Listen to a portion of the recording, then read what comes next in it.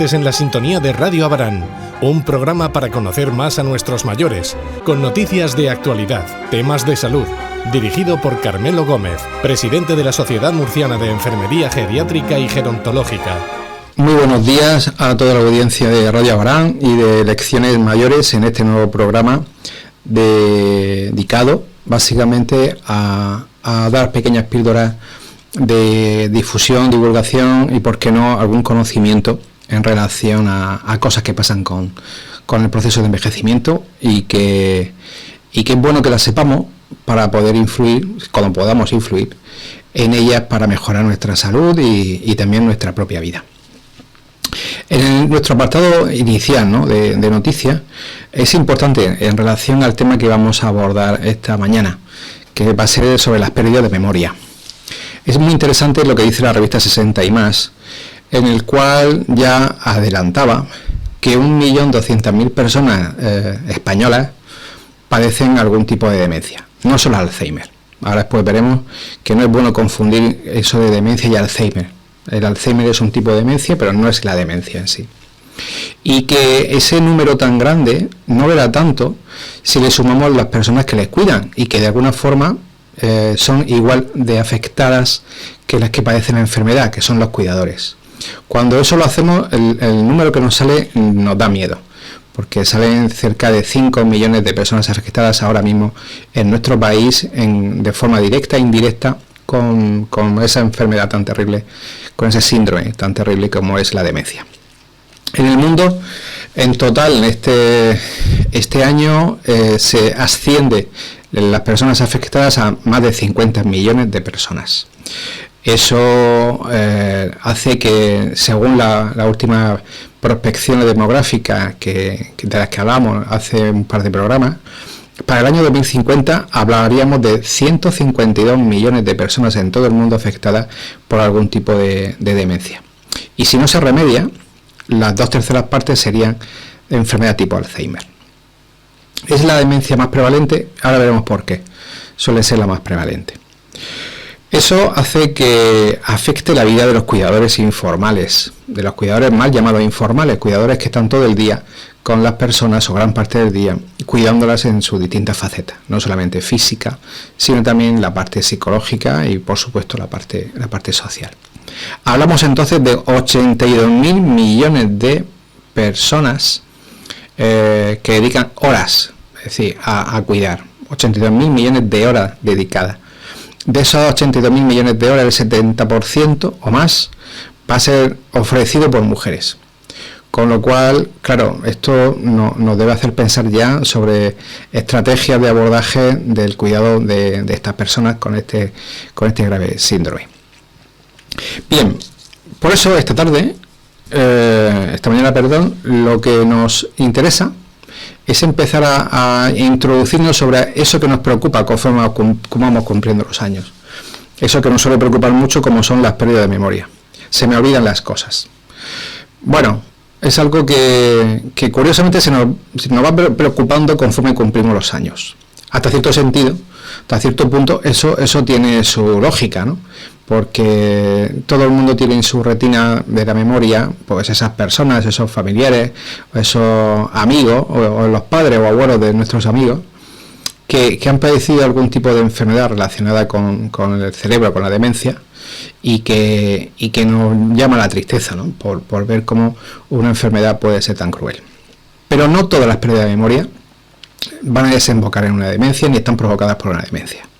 Por eso es bueno distinguir bien entre distintos tipos de pérdida o alteraciones, mejor dicho, de esa memoria. Vamos a empezar hablando de lo que sería lo normal con el envejecimiento.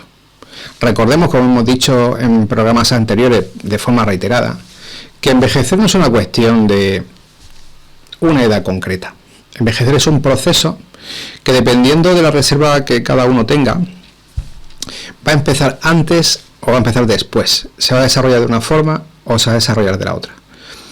Por eso nos vamos a encontrar, como hemos dicho muchas veces, personas jóvenes que física y psicológicamente actúan o padecen como si fuesen personas mayores, y personas de mucha más edad que actúan y padecen como si fuesen personas mucho más jóvenes. Todo tiene que ver también con la genética, con el entorno que nos rodea y sobre todo pues con nuestra capacidad de adaptarnos a los problemas y sobre todo a la vida, el famoso Ikigai, ¿no? Lo que decíamos en algún que otro programa anterior de la actitud que uno tiene frente a la vida. En este sentido, envejecer de una forma normal, con los riesgos que tiene hablar de normalidad, se caracteriza básicamente por una pérdida paulatina, progresiva, de efectividad en cuanto a las transmisiones entre las neuronas. Por varios motivos. Uno de ellos, hay una pérdida de neuronas, que es verdad que no hay neuroplasticidad, o sea, se generan nuevas neuronas, ahora se sabe, antes se pensaba que las que se morían ya no volvían a ser sustituidas, hoy sabemos que se pueden llegar a sustituir, pero también es cierto que no se hace con la misma velocidad, ni con la misma cantidad con las que se van destruyendo o van muriendo. Eso va a hacer que en muchísimas ocasiones nos encontremos, como luego podemos ver, que los efectos se van a ver incluso en el día a día. Son personas que a veces los reflejos, que tienen mucho que ver con el impulso nervioso, sean mucho más lentos. Es decir, tienen problemas de reflejo, el movimiento es mucho más lento, ¿de acuerdo? De forma progresiva. Esto es algo normal con los años, es algo normal. ¿Se puede trabajar en esto? ¿Se puede prevenir? Hemos dicho antes, ¿no? Es fundamental ejercicio físico, ejercicio mental, las dos cosas. Hay que recordar que el cerebro sigue siendo un órgano y que la función favorece siempre al órgano. Y al igual que hacemos ejercicio físico para mejorar aspectos físicos, es sano y de hecho es muy recomendable hacer ejercicios también de carácter cognitivo, de carácter mental, para poder también favorecer, crecer en cuanto a esos aspectos cognitivos y mentales que a veces se van deteriorando. Es importantísimo esto que hemos dicho. Hay un famoso estudio muy antiguo, la verdad es que fue de los primeros que se hicieron a nivel mundial. Realmente se hizo en Estados Unidos, David Snowden, con un estudio muy bonito, que luego escribió un libro monográfico sobre ese estudio que se llamaba de una forma muy curiosa 678 monjas y un científico. Ese título no escondía nada, o sea, era tal cual, vamos a contar.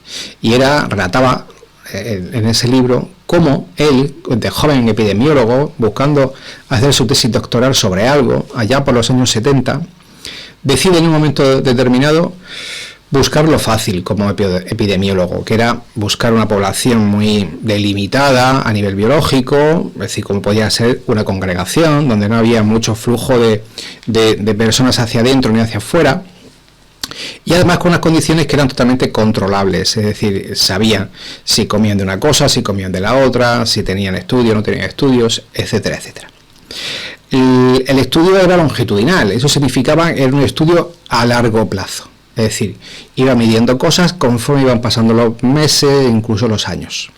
Y se dio cuenta de cosas muy curiosas, mucho. El libro es muy interesante, dice muchísimas cosas, pero yo voy a utilizar algo muy concreto. Y es que, claro, estas monjitas se dedicaban básicamente a la educación, a dar educación. Era una congregación que se dedicaba a enseñar a jóvenes. Y por lo tanto, muchas de ellas, muchas de las profesoras, de las monjas que eran profesoras, estaban tituladas, tenían carrera universitaria, tenían varios máster, algún doctorado. Y además luego estaban las hermanas que se dedicaban a las labores de todos los días, ¿no? Es decir, a hacer de comer, a limpiar, a tener la zona pues bien, ¿no? Adecuada. Con el paso del tiempo, y de ahí viene el título del libro, muchas de las hermanas dieron autorización a David Snowden para que al morir ella pudieran hacerle una necropsia, es decir, una autopsia cerebral, para poder saber él, como epidemiólogo, qué es lo que estaba pasando o qué había pasado en su cerebro. Y llegó a conclusiones fantásticas al día de hoy, que nos ayuda mucho, que nos da mucha esperanza para saber qué podemos hacer, si no tanto como prevenir, sí como para intentar favorecer un envejecimiento cognitivo mucho más saludable. Y es que se dio cuenta de que, evidenciado científicamente, de que habían personas que habían desarrollado la enfermedad, la demencia, de una forma mucho más joven, tenían lesiones en el cerebro de una forma mucho más precoz y cuya actividad mental no había sido mucha. Es decir, eran personas que, independientemente del puesto de trabajo que habían tenido, no tenían un hábito de lectura, no tenían inquietudes, o nadie le había dicho que había que tener inquietudes, ¿no? Esa es otra. Frente a otro grupo de personas que, teniendo también muchas lesiones en el cerebro, no habían llegado a desarrollar ningún tipo de demencia, o se lo habían hecho, había sido de una forma muy ligera, muy leve, porque él relacionó, lo único que la ponía en común era que tenían una vida cognitiva muy rica. Es decir, eran personas que leían, que estudiaban, que tenían muchas relaciones sociales también, o sea, que se dedicaban a hacer reuniones, que hablaban mucho. Es decir, eso nos lleva a mucha esperanza. A la esperanza de que, bueno, esa alteración de la memoria, podemos decir, estaría influenciado por las relaciones sociales y también por la reserva cognitiva, que es producto de nuestro trabajo a nivel cerebral. Es aquel de que hay que hacer trabajar al cerebro para poder prevenir problemas en el futuro, o al menos aliviar esos problemas que se puedan llegar a presentar en el futuro. De ahí, de ese envejecimiento normal, pasaríamos a eso que en gerontología, en geriatría en concreto, llamamos alteración de la memoria asociada a la edad. Y lo vemos, claro, lo vemos en personas que son mayores, ¿no? Que son mucho más mayores que el resto. Pero no hace falta que sean tampoco demasiado mayores, es decir, se puede dar en personas de 50, 60 años. Son pequeñas pérdidas de memoria subjetivas. ¿Qué significa subjetivo? Significa que son ellas las que se dan cuenta de la pérdida de memoria y te dicen, parece que tengo la cabeza embotada, parece que hay cosas que se me olvidan, parece que no recuerdo las cosas bien, pero claro, cuando les hacemos pruebas, no nos encontramos con datos que nos hagan pensar en una afectación del cerebro de alguna manera. Esa pérdida de memoria está asociada, lo sabemos, a la falta de, para entendernos aquí, entre comillas, a esa falta de ejercicio mental, y también estaría muy relacionado a esa falta de interacciones con otras personas, con las relaciones sociales. Por eso sabemos cada vez más que las relaciones sociales son fundamentales para todo, pero para prevenir y en cualquier caso abordar los problemas de memoria, sea luego de la forma que sea, son fundamentales. Es sanísimo lo de salir a darse una vuelta con amigos, es sanísimo el hogar como tenemos nosotros de mayores, los centros de mayores, es sanísimo. Cualquier asociación de pintoras como tenemos aquí en el municipio, de amas de casa y consumidores y usuarios, es sanísimo todos esos eventos que se organizan, ¿no? En donde se puede ir, se debería ir para hacer ese ejercicio cerebral como cualquier otra persona va al gimnasio para ejercer el ejercicio o la musculatura del cuerpo. Claro, eso es bueno saberlo. Es bueno saberlo ¿por qué? Porque, como he dicho al principio, lo solemos circunscribir o delimitar a edades concretas. Eso nos pasa a muchos jóvenes. Bueno, a muchos jóvenes, yo ya voy para los 50, ¿no? Pero muchos otros más jóvenes. ¿Quién no se ha vuelto en el aparcamiento para saber si realmente ha cerrado el coche o no lo ha dejado cerrado?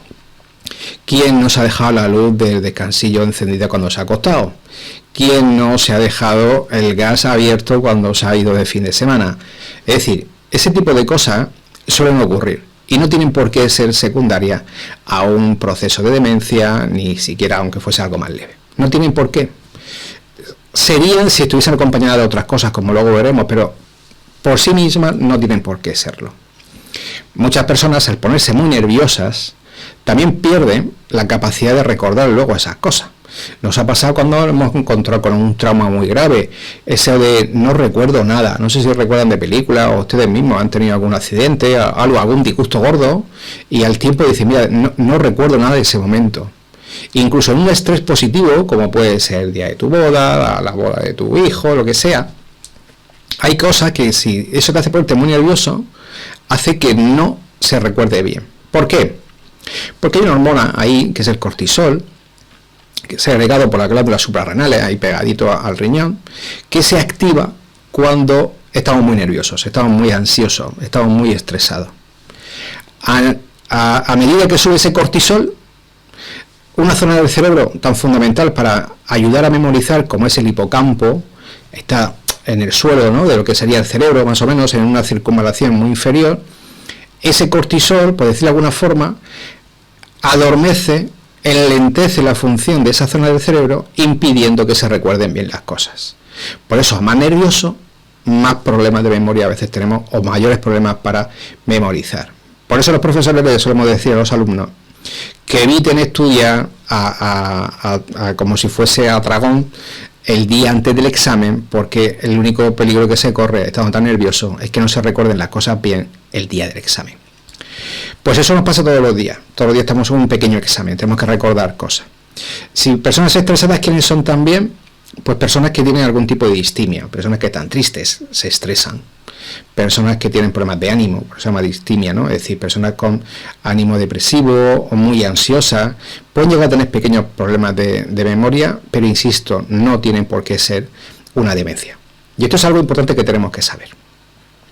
Si tenemos, como es lógico, alguna manifestación que nos empiece a preocupar, lo más recomendable es acudir a su médico de atención primaria o a su enfermera de referencia.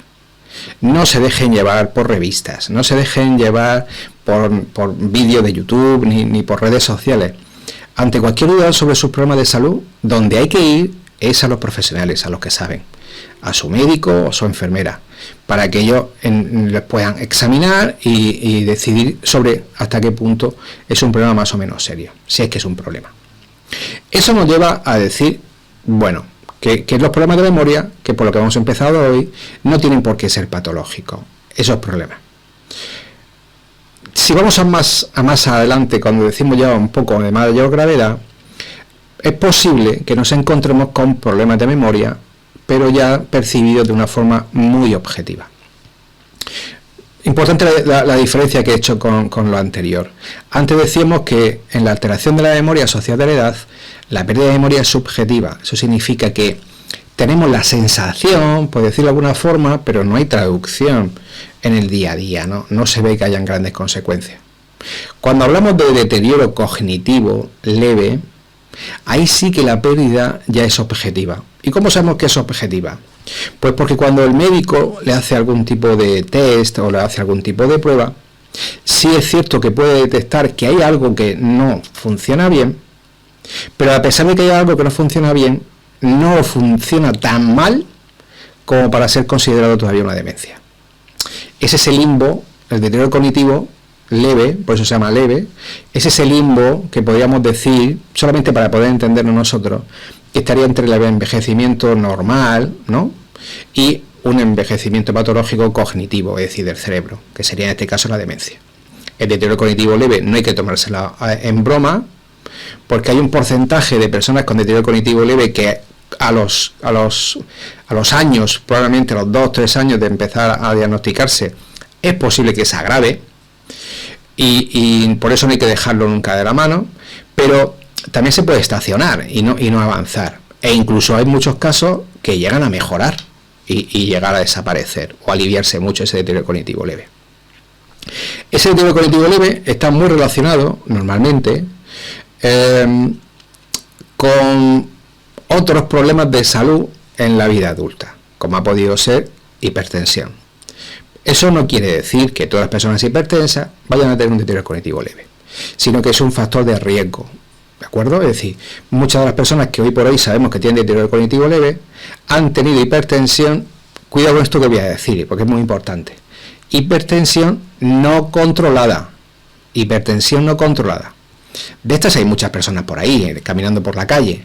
Personas que tienen tensión por encima de 14,9, que bueno, como no me duele la cabeza, pues como que no le doy mucha importancia, como que bueno, que yo si veo que tal me tomo tal pastillita que no es para la tensión, porque es que esto me relaja, y con esa sensación va uno caminando durante muchos años, sin darse cuenta de que eso es como una especie de goteo, un grifo que va goteando, esa hipertensión no controlada, y con los años va a producir muchos problemas de salud que luego no van a poder ser subsanables, van a dar lugar a muchas complicaciones. Ese deterioro cognitivo leve es el más frecuente. Es uno de los trastornos más frecuentes en la franja de edad de las personas mayores y también de estas características. Es bueno saber que hay que controlarlo, lógicamente. Es un trastorno que en un momento determinado está ahí, aparecen esos pequeños problemas de memoria, pero el funcionamiento cognitivo, ¿no?, de la mente, de la persona, de forma global, está intacto. Puede hacer una vida normal, puede hacer una vida totalmente normal. No es un enfermo de demencia, no hemos llegado todavía a eso de la demencia. No se altera la actividad de la vida diaria, puede hacer una vida, como digo, salir a comprar, puede hacer su comida, puede ir a todos los sitios, puede estar con los nietos, puede estar con los hijos, sin tener que pensar que es un enfermo de demencia, que su vida va a ir a peor. También es cierto que hay que decir que este tipo de trastorno no se manifiesta con trastornos de conducta, como sí ocurre con la demencia, ¿no?, con el progreso del tiempo. En este tipo de personas, la alteración son muchas de las veces, pues bueno, apatía. No sabemos muy bien si está relacionado con la depresión, que puede dar incluso lugar a la sensación de estar enfermo que uno padece, u otro tipo de cosas.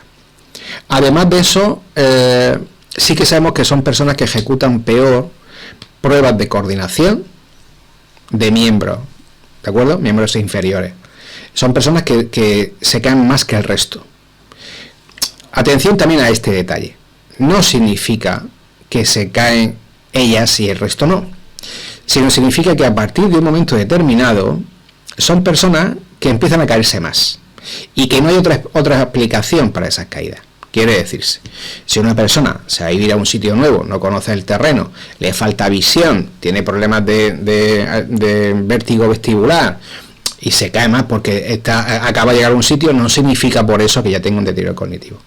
Es decir, cuando no hay causa que pueda justificar esas caídas, hay que sospechar siempre que puede pasar algo. Por eso, cuando alguien empieza a caerse mucho, sin causa aparente, también debe visitar al médico. También tiene que pedir cita al médico, pues, para expresarle su preocupación y que ya el facultativo o la enfermera decidan la mejor intervención a la hora de descartar cualquier problema. La orientación de estas personas es totalmente normal, no saben qué día es, saben dónde están, no hay ningún problema por parte de estas personas. Importante, para terminar con esta parte de deterioro cognitivo leve, es que tenemos que aprender a que hay otras cosas que pueden influenciar nuestro estado cognitivo, nuestra memoria, que no tiene por qué ser directamente el cerebro. Dentro de las cosas que pueden influenciarlo serían tres. La primera sería el padecer una depresión o incluso cuadros de ansiedad. Y a veces ansiedad que pasa desapercibida. En las personas mayores la depresión y la ansiedad está infradiagnosticada. Pasa por alto muchas veces, con ese cuadro de tristeza o de soledad que acompaña a muchas personas mayores. Luego está que el tratamiento a veces no es el más adecuado para lo que padece, muchas veces porque no lo hemos contado bien al facultativo a la hora de diagnosticar y poner bien ese tratamiento.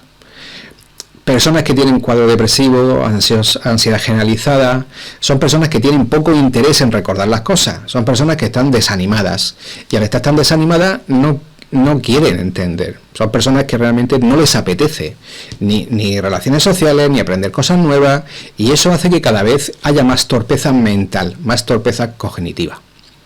Muchas de estas personas con un tratamiento adecuado mejoran a nivel cognitivo, muchísimo. Son personas que parece que han despertado a las pocas semanas de empezar con un tratamiento relacionado con la depresión o con la propia ansiedad. La segunda causa, que a veces se confunde con un deterioro cognitivo, pero no lo es otro tipo de enfermedades. Algunas anemias producen deterioro cognitivo, ¿vale? La sangre no llega bien o no llega en cantidad suficiente. Problemas del tiroides también. Problemas neurológicos graves, ¿de acuerdo? También pueden dar lugar a esos trastornos de falta de atención que nos da lugar a esa pérdida de memoria, cuando realmente no pasa nada en el cerebro, sino es de otro tipo. Y por último, y no menos importante, estaría el consumo de medicamentos. Ya hablamos aquí en un momento determinado de lo peligroso que es el uso de ciertos fármacos como son la benzodiazepina, las benzodiazepinas, que es una familia de medicamentos muy, muy complejos que pueden producir muchos problemas en la persona mayor. Estos fármacos, lógicamente, tienen una vida media. Claro, además a eso hay que sumarle la ingesta adecuada de los medicamentos. Muchos de nosotros tomamos los medicamentos todavía con la pauta de desayuno, comida, cena. Y eso es un error. Los medicamentos, si dice un médico que hay que tomarlos cada 8 horas, son cada 8 horas. Puedes más o menos jugar con una hora arriba o hora abajo en función de cuándo te levantes o de cuándo te acuestes, pero no se puede, que es lo que hacemos normalmente. Uno se levanta a veces, ¿no?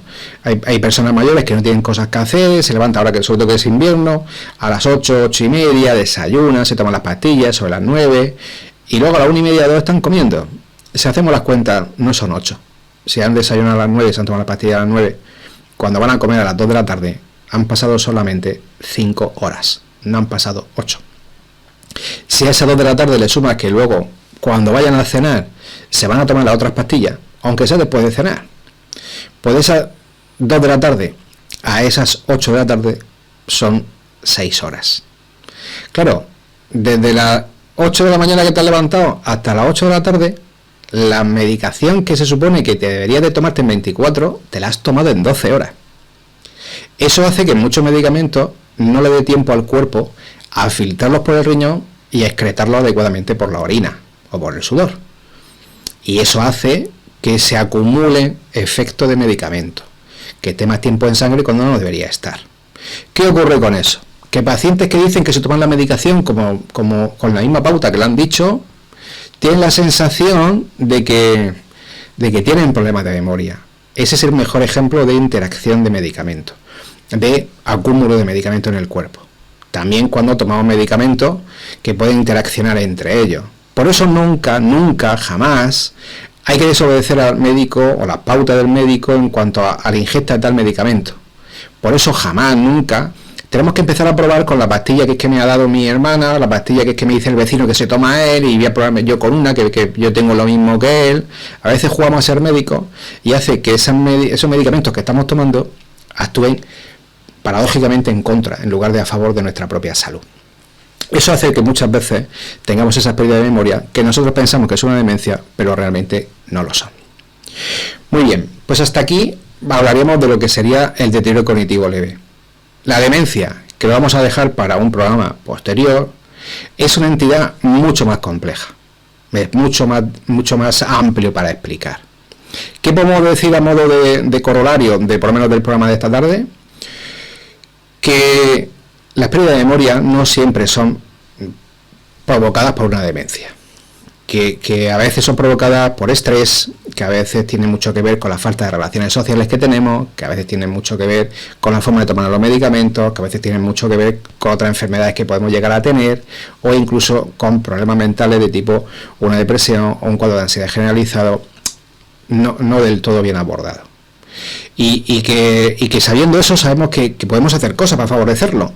Podemos salir más, que esas salidas sean de calidad, que si nos gusta leer y si sabemos, si podemos y nos gusta leer, es bueno practicar eso, los clubes de lectura, salir con más gente, acudir a eventos culturales también, participar en actividades que organizan otras asociaciones de personas que la hacen precisamente por eso, por estar activas cognitivamente, no solamente físicamente, y que en cualquier caso, ante cualquier duda, a pesar de ello, tenemos ahí el centro de atención primaria que a pesar de todos los problemas que están teniendo para poder atender, porque no dan más, ya no dan para más, es decir, no les quedan fuerzas a los pobres para seguir trabajando, llega un momento donde hay que entender que son los únicos que nos pueden ayudar para poder discriminar lo que es una enfermedad de lo que no es. Ante cualquier duda, acudan a su médico de familia, a su enfermera comunitaria, porque sé que muy gustosamente van a estar atendiéndole. De aperitivo para el siguiente programa, recordemos que la demencia no es la demencia senil. Eso no existe. La demencia senil no existe. La demencia es otra cosa mucho más compleja que decir demencia senil. Muy bien, pues como en cada programa, me gusta despedirlo recomendando una película y un libro. Como la temática que hemos escogido esta semana va en torno a pérdida de memoria, y aunque no hemos hablado de la demencia, ni todavía hemos hablado del Alzheimer, vamos a dejar ahí un par de obras de arte que creo que les va a gustar. La primera es la película El Padre, del año 2020, protagonizada por Olivia Colman y Anthony Hopkins. Es una película bonita, muy bonita, dura por lo que representa, pero es una película que, bueno, nos cuenta la historia de la relación entre un padre que va perdiendo poco a poco los recuerdos y una hija que lucha por tener su propia vida, por mantenerse como persona y al mismo tiempo intentar cuidarle de la mejor forma posible.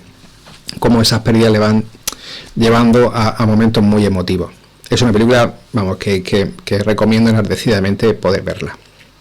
No conozco muy bien hasta qué punto está en alguna plataforma. Yo creo que la he visto en alguna que otra plataforma digital de audiovisual, tipo Netflix o Amazon, o una de ellas.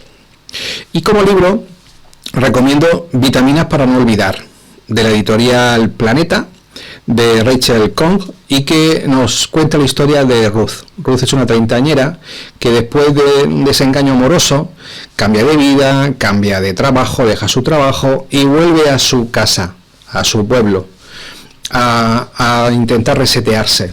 Y ahí se encuentra con una realidad, y es que el padre de Ruth, un prestigioso profesor de historia, ya tiene grandes pérdidas de memoria relacionadas con una demencia. Ahí donde Ruth, bueno, volver a la casa, volver a la situación en la que vuelve, hace que viva momentos muy emotivos con la familia, con el padre, y también cómo se relaciona con la propia enfermedad. Pues sin nada más que añadir, espero que este programa le haya sido de utilidad, que hayan disfrutado del conocimiento, que creo que siempre es bueno, y encantado y agradecido les invito al siguiente programa que realizaremos, como viene siendo habitual, la semana siguiente, la semana que viene. Muchísimas gracias por su atención y encantado. Todos los martes en la sintonía de Radio Abarán, un programa para conocer más a nuestros mayores, con noticias de actualidad, temas de salud, dirigido por Carmelo Gómez, presidente de la Sociedad Murciana de Enfermería Geriátrica y Gerontológica.